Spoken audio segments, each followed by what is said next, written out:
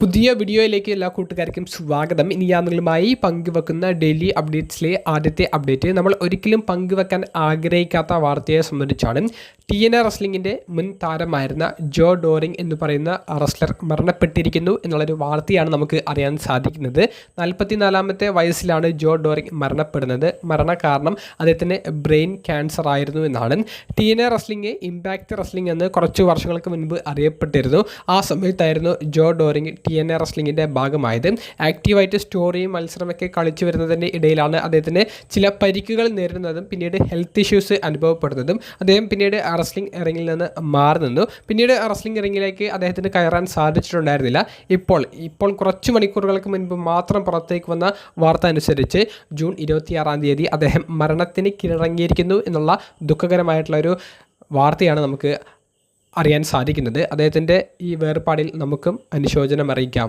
രണ്ടാമത്തെ update ഐഷോ speed എന്ന് പറയുന്ന സെലിബ്രിറ്റിയെ സംബന്ധിച്ചാണ്.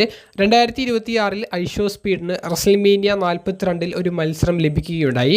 ഐഷോ സ്പീഡ് തുടർന്ന് അങ്ങോട്ട് WWE ആക്റ്റീവായിട്ട് ഇടയ്ക്കെങ്കിലും വരും എന്ന് നമ്മൾ പ്രതീക്ഷിച്ചു. പക്ഷേ ഐഷോ സ്പീഡ് അതിനുശേഷം ഇങ്ങനെ വരുന്നതിൻ്റെ ഒരു സൂചനയും നൽകിയിട്ടുണ്ടായിരുന്നില്ല. എന്നാൽ ഇക്കഴിഞ്ഞ ദിവസം പാറ്റ് മക്ഫിയുടെ പോഡ്കാസ്റ്റിൽ ഐഷോ സ്പീഡ് സെലിബ്രിറ്റി ഗസ്റ്റായിട്ട് വരികയും അദ്ദേഹം പങ്കുവെച്ച ഒരു അഭിപ്രായം, അദ്ദേഹം WWE വരുന്നത് സീരിയസ് ആയിട്ടുള്ള ഒരു കാര്യമായിട്ട് എടുക്കാൻ പോകുകയാണ് എന്നുള്ളതും ഇനിയുള്ള വർഷങ്ങളിൽ അതിനെ സംബന്ധിച്ച് ഞാൻ നല്ല കാര്യത്തോടു കൂടി തന്നെ ആലോചിക്കും എന്നുള്ളതും ഐഷോ സ്പീഡ് വെളിപ്പെടുത്തുകയുണ്ടായി. അപ്പോൾ ഐഷോ സ്പീഡിൻ്റെ ഉറ്റ സുഹൃത്ത് ലോഗൻ പോൾ ഇത്തരത്തിൽ സെലിബ്രിറ്റിയായി നിൽക്കുന്ന ഒരു സമയത്താണ് അദ്ദേഹം ഒരു പാർട്ട് ടൈം ഷെഡ്യൂളൊക്കെ സൈൻ ചെയ്തിട്ട് WWE ഭാഗമാകുന്നത്. പിന്നീട് ഈ ഒരു ഇൻഡസ്ട്രിയെ ഇഷ്ടപ്പെട്ട് അദ്ദേഹം ഒരു ഫുൾ ടൈം റെസ്ലറായി മാറുകയായിരുന്നു. അതിൽ ലോഗൻ പോളിന് ഒട്ടനവധി അഡ്വാൻറ്റേജുകളും ലഭിക്കുന്നുണ്ടായിരുന്നു. അതേ ഒരു രീതിയിലേക്ക് ഐഷോ സ്പീഡ് തിരിയാനാണ് ഐഷോ സ്പീഡ് ആഗ്രഹിക്കുന്നത്. നമുക്കറിയാം ഐഷോ സ്പീഡ് അദ്ദേഹം സ്പോർട്സിന് വലിയ പ്രാധാന്യം കൊടുക്കുന്ന ഒരു സെലിബ്രിറ്റിയാണ്. പ്രത്യേകിച്ച് WWE ഒരു പ്രോഗ്രാമുകൾക്ക് അദ്ദേഹം എപ്പോഴും നല്ലൊരു മൂല്യം കൽപ്പിക്കാറുണ്ട്. അപ്പോൾ ലോഗൻ പോളിനെ പോലെ തന്നെ ഒരു സെലിബ്രിറ്റിയിൽ നിന്ന് നല്ലൊരു അത്ലറ്റായി മാറാനാണ് ഐഷോ സ്പീഡ് ആഗ്രഹിക്കുന്നത്. അദ്ദേഹത്തിന് അതിന് വലിയ താല്പര്യമുണ്ട് എന്നുള്ളത് അദ്ദേഹം അറിയിച്ചിട്ടുമുണ്ട്. ഇനി WWE അത് യൂട്ടിലൈസ് ചെയ്യുമോ എന്നുള്ളത് വരും നാളുകളിൽ കണ്ടു തന്നെ അറിയാം. നിങ്ങളുടെ അഭിപ്രായം കമൻറ്റ് ബോക്സിൽ രേഖപ്പെടുത്തുക. മൂന്നാമത്തെ അപ്ഡേറ്റ് അപ്പോളോ ക്രൂസ് എന്ന് പറയുന്ന റെസ്ലറിനെ സംബന്ധിച്ചാണ്. അപ്പോളോ ക്രൂസ് WWE കോൺട്രാക്റ്റിൽ നിലവിൽ ഉണ്ടെങ്കിൽ പോലും മെയിൻ റോസ്റ്ററിലൊന്നും അപ്പോളോ ക്രൂസ് ആക്റ്റീവ് അല്ല. WWE NXT ബ്രാൻഡിലെ തന്നെ കുറച്ച് ഡെവലപ്മെൻ്റ് ആയിട്ടുള്ള കുറച്ച് ഷോസ് ഉണ്ട്, ഇവോൾവ് പോലെയുള്ള ഷോസ്. അതിലാണ് അപ്പോളോ ക്രൂസ് ഇപ്പോൾ ചെറിയ രീതിയിലെങ്കിലും മത്സരത്തിൽ ഏർപ്പെടുന്നത്. നിലവിൽ റെസ്ലി വോട്ട്സ് എന്ന് പറയുന്ന പോഡ്കാസ്റ്റിൽ അവരുടെ ലേറ്റസ്റ്റ് റിപ്പോർട്ടിൽ അപ്പോളോ ക്രൂസിൻ്റെ WWE കോൺട്രാക്റ്റ് ഈ ഒരു വർഷം അവസാനിക്കാൻ പോകുകയാണ് എന്നും അപ്പോളോ ക്രൂസ് മിക്കവാറും ആ ഒരു കോൺട്രാക്റ്റ് പുതുക്കാൻ സാധ്യത ഇല്ല എന്നും റെസ്ലി വോട്ട്സ് റിപ്പോർട്ട് ചെയ്യുകയുണ്ടായി. അങ്ങനെയാണെങ്കിൽ അപ്പോളോ ക്രൂസിൻ്റെ നെക്സ്റ്റ് പാത്ത്, അദ്ദേഹത്തിൻ്റെ അടുത്ത വഴി എന്ത് എന്നുള്ളതും റെസ്ലി വോട്ട്സ് തന്നെ പങ്കുവെക്കുന്നുണ്ട്. TNA റെസ്ലിംഗ് നിലവിലൊരു ഇൻട്രസ്റ്റ് അപ്പോളോ ക്രൂസിന്മേൽ കാണിക്കുന്നുണ്ട് എന്നാണ് റെസ്ലി വോട്ട്സ് റിപ്പോർട്ട് ചെയ്തിരിക്കുന്നത്. അപ്പോൾ അദ്ദേഹത്തിൻ്റെ WWE കോൺട്രാക്റ്റ് കഴിഞ്ഞാൽ TNA റെസ്ലിംഗ് ഒരു കോൺട്രാക്റ്റ് ഓഫർ അപ്പോളോ ക്രൂസിന് മുന്നിലേക്ക് വെച്ചേക്കാം. ചിലപ്പോൾ അപ്പോളോ ക്രൂസ് അതിൽ സൈൻ ചെയ്യാനും സാധ്യത ഉണ്ടെന്നാണ് റെസ്ലി വോട്ട്സ് നിലവിൽ റിപ്പോർട്ട് ചെയ്തിരിക്കുന്നത്. അപ്പോളോ ക്രൂസ് TNA റെസ്ലിംഗിലേക്ക് കൂടുമാറുകയാണെങ്കിൽ മെയിൻ ഇവൻ്റ് തലത്തിലേക്ക് വരും എന്നൊന്നും ഞാൻ പറയുന്നില്ല. പക്ഷേ മിഡ് കാർഡ് ലെവലിൽ നല്ല മത്സരങ്ങൾ, നല്ല സ്റ്റോറി ലൈനുകളേക്കാൾ നല്ല മത്സരങ്ങൾ അപ്പോളോ ക്രൂസിൻ്റെ ഭാഗത്ത് നിന്ന് കിട്ടിയേക്കാം. നാലാമത്തെ അപ്ഡേറ്റ് മുൻ വേൾഡ് ഹെവി വെയ്റ്റ് ചാമ്പ്യനായ CM പങ്കിനെ സംബന്ധിച്ചാണ്. CM പങ്ക് ഇപ്പോൾ മെയിൻ റോസ്റ്റർ ബ്രാൻഡുകളിൽ ഒന്നിലും ആക്റ്റീവ് അല്ല. പുറത്തേക്ക് വരുന്ന അപ്ഡേറ്റ്സ് ശരിയാണെങ്കിൽ ജൂലൈ 7-ാം തീയതി നടക്കുന്ന റോ എപ്പിസോഡിൽ ചിലപ്പോൾ CM പങ്ക് അപ്പിയർ ചെയ്തേക്കാൻ സാധ്യത ഉണ്ടെന്നാണ് നമുക്ക് അറിയാൻ സാധിക്കുന്നത്. പക്ഷേ പ്രശ്നം എന്താണെന്ന് വെച്ചാൽ CM പങ്ക് ഇനി തിരികെ വരുമ്പോൾ സ്മാക്ഡൗൺ ബ്രാൻഡിലേക്കായിരിക്കും CM പങ്കിൻ്റെ ഒരു റിട്ടേൺ എന്നുള്ളതാണ് നമുക്കിപ്പോൾ അറിയാൻ സാധിച്ചിട്ടുള്ളത്. അതിനു മുൻപ് ഷിക്കാഗോ എന്ന് പറയുന്ന CM പങ്കിൻ്റെ ഹോം ടൗണിൽ നടക്കുന്ന റോ എപ്പിസോഡിൽ എങ്ങനെയെങ്കിലും ഒരു അപ്പിയറൻസ് വാങ്ങുക എന്നുള്ളൊരു ലക്ഷ്യമാണ് CM പങ്ക് നിലവിലെടുത്തിട്ടുള്ളത് എന്നും അതിന് ക്രിയേറ്റീവ് ടീമിൻ്റെ മേൽ വലിയൊരു സമ്മർദ്ദം CM പങ്കിൻ്റെ ഭാഗത്തു നിന്ന് വരുന്നുണ്ട് എന്നുമാണ് റെസ്ലിംഗ് ഒബ്സർവറുടെ ലേറ്റസ്റ്റ് റിപ്പോർട്ടിൽ അവർ പങ്കുവെക്കുന്നത്. അപ്പോൾ CM പങ്ക് ആ ജൂലൈ 7-ാം തീയതിയിലെ റോ എപ്പിസോഡിൽ വരികയും അവിടെ നിന്ന് താൻ സ്മാക്ഡൗണിലേക്ക് കൂടുമാറുകയാണ് എന്നുള്ളൊരു അനൗൺസ്മെൻറ്റ് നടത്തി സ്മാക്ഡൗണിലേക്ക് വന്ന് കോഡി റോഡ്സിനെതിരെയുള്ള ഒരു സ്റ്റോറി ആരംഭിക്കാനും സാധ്യത എന്നാണ് റെസ്ലിംഗ് ഒബ്സർവറായ ഡേവ് മെൽസർ ലേറ്റസ്റ്റ് റിപ്പോർട്ടിൽ പങ്കുവച്ചിട്ടുള്ളത്. ഇതൊക്കെ നമുക്ക് അറിയാൻ ഇനി ഒരാഴ്ച മാത്രം വെയിറ്റ് ചെയ്താൽ മതി. അപ്പോൾ അതിനെ സംബന്ധിച്ചുള്ള കൃത്യമായിട്ടുള്ളൊരു ക്ലാരിഫിക്കേഷൻ ലഭിക്കും.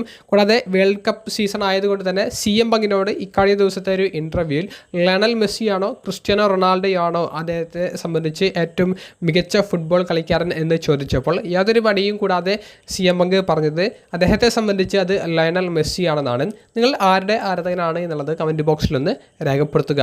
അഞ്ചാമത്തെയും അവസാനത്തുമായിട്ടുള്ള ഒരു അപ്ഡേറ്റ് ഒബാഫെമി എന്ന് പറയുന്ന യുവ താരത്തെ സംബന്ധിച്ചാണ്.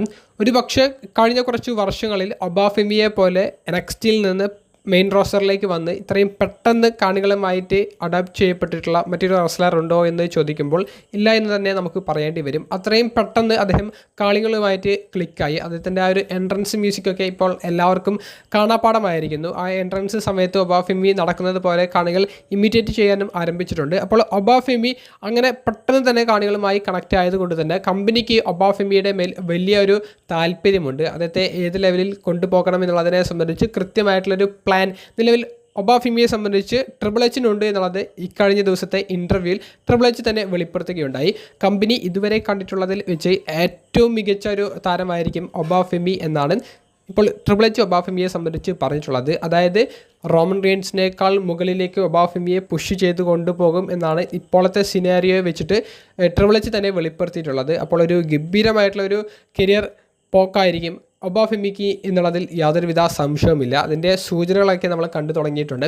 കൂടാതെ കിങ് ഓഫ് ദ റിംഗ് ടൂർണമെൻറ്റിൻ്റെ ഫൈനൽ മത്സരം ഈ ശനിയാഴ്ച നടക്കാൻ പോകുന്ന നാളത്തെ നൈറ്റ് ഓഫ് ചാമ്പ്യൻസ് എന്ന് പറയുന്ന ഇവൻറ്റിലാണ്. ഈ നൈറ്റ് ഓഫ് ചാമ്പ്യൻസ് എന്ന് പറയുന്ന ഇവൻറ്റിലെ ഈ കിങ് ഓഫ് ദ റിംഗ് ടൂർണമെൻറ്റിൻ്റെ ഫൈനൽ മത്സരത്തിൻ്റെ റിസൾട്ട് എന്താണ് എന്നുള്ളതിനെ സംബന്ധിച്ച് ഒബാഫെമിക്കും ജെ ഊസോയ്ക്കും പിന്നെ ഈ മത്സരം കൺട്രോൾ ചെയ്യുന്ന കുറച്ച് ക്രിയേറ്റീവ് ടീമിലെ 1-2 പേർക്കും ട്രിപ്പിൾ എച്ചിനും മാത്രമേ അറിയൂ എന്നാണ് നമുക്ക് മനസ്സിലാക്കാൻ സാധിച്ചിട്ടുള്ളത്. അപ്പോൾ മറ്റു ആളുകളോടൊന്നും ഈ ഒരു റിസൾട്ടിനെ സംബന്ധിച്ചുള്ള യാതൊരുവിധ സൂചനയും കൊടുത്തിട്ടില്ല. അത്രയും സീക്രട്ട് ആക്കിയിട്ടാണ് ഈ മത്സരത്തിൻ്റെ ഒരു റിസൾട്ട് അവർ പ്ലാൻ ചെയ്തിട്ടുള്ളത് എന്നാണ് നമുക്ക് മനസ്സിലാക്കാൻ സാധിക്കുന്നത്.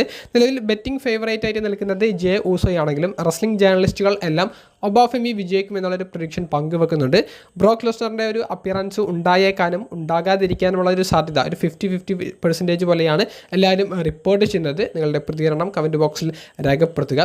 ഇത് മാത്രമല്ല സൂപ്പർ താരമായ ത്രോൺസ് ഇന്നലത്തെ ഒരു ഇൻ്റർവ്യൂവിൽ വെച്ചിട്ട് ഒബാഫെമി എന്ന് പറയുന്ന റെസ്ലർ ബ്രോക്ക് ലെസ്നറിനെ പോലെയും ദ ഷീൽഡ് എന്ന് പറയുന്ന ഗ്രൂപ്പിനെ പോലെയും പെട്ടെന്ന് തന്നെ കാണികളുമായി ക്ലിക്കായ അപൂർവം ചില താരങ്ങളിൽ ഒരാളാണ് എന്നാണ് ഒബാഫെമിയെ വിശേഷിപ്പിച്ചത്. അതായത് ഷീൽഡ് വന്ന ഒരു സമയം തൊട്ട് പിന്നീട് ഷീൽഡ് പെട്ടെന്നാണ് കാണികളുമായി ക്ലിക്കായത്.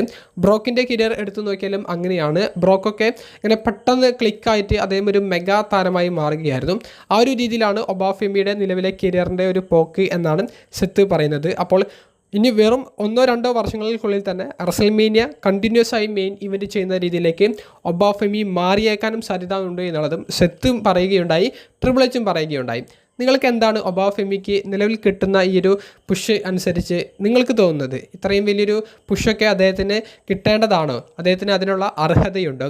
ഇവരൊക്കെ പറയുന്നത് പോലെ ഇനിയുള്ള ഭാവിയിലെ റെസൽമേനിയ മെയിൻ ഇവൻറ്റുകളൊക്കെ ഒബാഫെമിയുടെ പേരിലായിരിക്കുമോ കുറിക്കപ്പെടുക? നിങ്ങളുടെ പ്രതികരണം കമൻറ്റ് ബോക്സിൽ രേഖപ്പെടുത്തുക. അപ്പോൾ അടുത്തൊരു വീഡിയോയുമായി കാണുന്നത് വരെ ബൈ.